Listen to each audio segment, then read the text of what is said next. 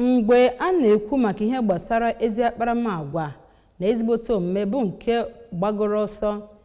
bụ nke megide ikike ruru ndị mmadụ mana ngalaba nnọrọ onwe mana nke ọhaneze, ndị mmadụ bụ ndị na-anọba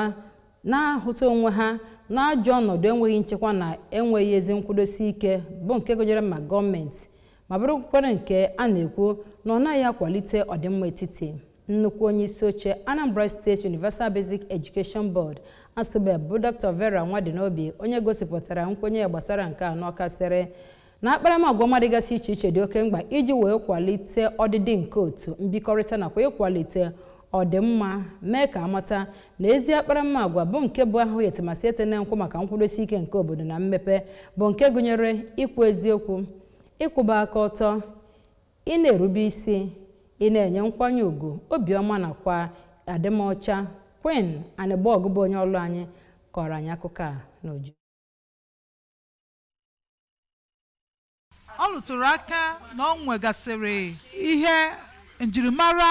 ndị Anambra nke ọ sị na ọ wụ ihe ga-aba uru iji wee na-atụziri ndị mmadụ aka otu ha ga-esi na-ebi ndụ ha kwa ụbọchị. Mgbe ọ na-ekwu okwu otu e ga-esi gaa n'ihu, onye isi ụlọọrụ ASUBEB kwuru na ọ dị mkpa na gọọmenti, ndị nne na nna, ndị nkụzi na ụmụ akwụkwọ ga-aghọta ihe ịgụ akwụkwọ bụ wee gakwa n'iru ịkụziri ndị mmadụ njimara ndị Igbo ka e wee nwee ike wee na-ebi ọfụma n'ala anyị. Queen Anịgbọgụ, akụkọ ụwa ABS.